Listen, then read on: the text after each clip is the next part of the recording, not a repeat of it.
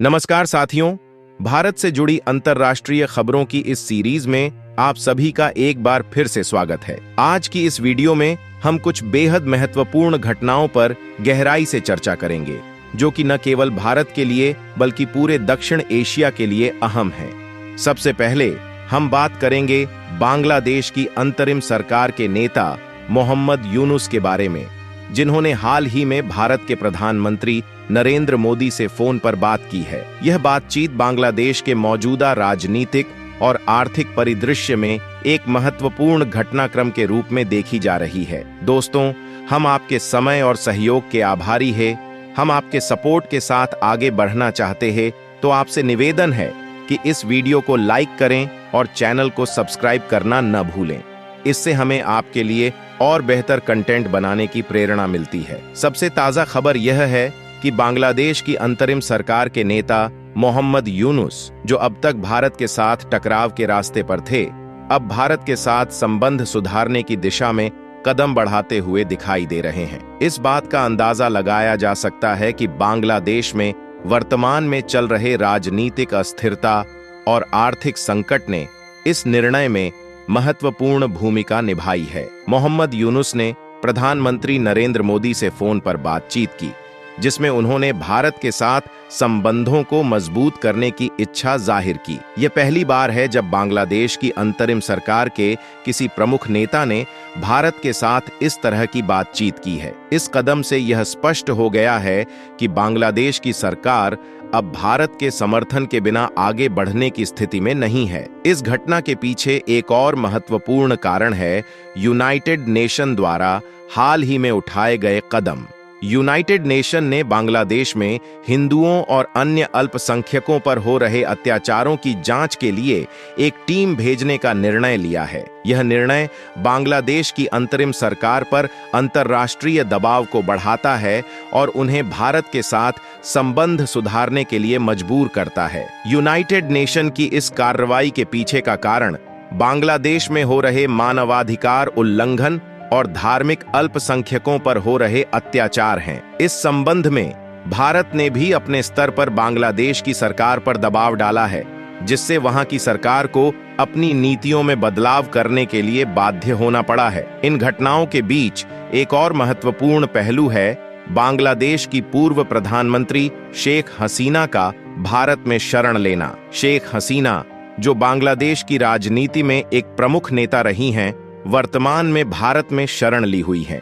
बांग्लादेश में उनके समर्थकों और पत्रकारों पर हो रहे हमलों के चलते उन्होंने यह निर्णय लिया है। बांग्लादेश में चल रहे राजनीतिक उथल-पुथल के कारण शेख हसीना की वापसी फिलहाल संभव नहीं दिख रही है। शेख हसीना के बेटे ने भी यह स्पष्ट कर दिया है कि यदि उनकी मां बांग्लादेश लौटती हैं, तो वहां के प्रदर्शनकारी तो शेख हसीना का पसीना निकालने में कोई कसर नहीं छोड़ देंगे। इस स्थिति में शेख हसीना की सुरक्षा और बांग्लादेश की राजनीतिक स्थिरता को लेकर कई सवाल उठते हैं। भारत सरकार ने शेख हसीना को सुरक्षित आश्रय प्रदान किया है, लेकिन बांग्लादेश की अंतरिम सरकार बार बार यह मांग कर रही है कि शेख हसीना को वापस उनके देश भेजा जाए। आज भारत ने वॉइस ऑफ ग्लोबल साउथ शिखर सम्मेलन की तीसरी मेजबानी की, जिसमें भारत के अलावा Bhutan, Nepal, Fiji, Marshall Islands, Sri Lanka और बांग्लादेश जैसे अन्य देशों ने भाग लिया। इस शिखर सम्मेलन का उद्देश्य इन देशों के साथ भारत के व्यापारिक और रणनीतिक संबंधों को और मजबूत करना है। इस शिखर सम्मेलन में भारत ने स्पष्ट किया कि वह अपने दक्षिण एशियाई पड़ोसियों के साथ मिलकर क्षेत्रीय स्थिरता और विकास के लिए काम करने को प्रतिबद्ध है। बांग्लादेश के मोहम्मद यूनुस की उपस्थिति ने इस सम्मेलन को और भी महत्वपूर्ण बना दिया है, क्योंकि इससे यह संकेत मिलता है कि बांग्लादेश अब भारत के साथ अपने संबंधों को सुधारने की दिशा में गंभीर हो रहा है। भारत और यूनाइटेड नेशन द्वारा बांग्लादेश पर डाले जा रहे दबाव के चलते बांग्लादेश की अंतरिम सरकार को अपनी नीतियों में बदलाव करना पड़ रहा है। प्रधानमंत्री नरेंद्र मोदी ने अपने एक्स अकाउंट पर जानकारी दी कि मोहम्मद यूनुस ने बांग्लादेश में हिंदुओं और अन्य अल्पसंख्यकों की सुरक्षा सुनिश्चित करने के लिए कई बड़े कदम उठाने का वादा किया है। भारत के साथ व्यापारिक संबंधों को मजबूत बनाए रखना बांग्लादेश के लिए अत्यधिक महत्वपूर्ण है, क्योंकि बांग्लादेश की अर्थव्यवस्था का एक बड़ा हिस्सा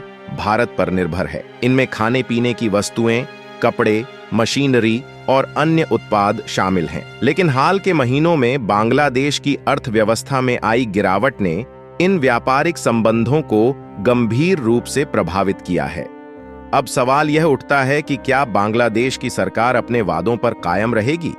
क्या वे हिंदुओं और अन्य अल्पसंख्यकों पर हो रहे अत्याचारों को रोकने के लिए ठोस कदम उठाएंगे? और सबसे महत्वपूर्ण, क्या भारत और बांग्लादेश के बीच के संबंध वाकई में सुधार की दिशा में आगे बढ़ेंगे? दोस्तों, इस वीडियो में हमने बांग्लादेश की अंतरिम सरकार के भारत के साथ संबंध सुधारने की दिशा में उठाए गए कदमों पर गहराई से चर्चा की। यह घटनाक्रम न केवल भारत और बांग्लादेश के लिए बल्कि पूरे दक्षिण एशिया के लिए महत्वपूर्ण है। हमें उम्मीद है कि यह सकारात्मक दिशा में आगे बढ़ेगा और दोनों देशों के बीच संबंध और भी मजबूत होंगे। अगर आपको यह वीडियो पसंद आई हो तो कृपया इसे लाइक करें, अपने दोस्तों के साथ शेयर करें और हमारे चैनल को सब्सक्राइब करें ताकि आपको ऐसी ही और भी जानकारियां मिलती रहें। आपके समय और सहयोग के लिए धन्यवाद। जय हिंद, जय भारत।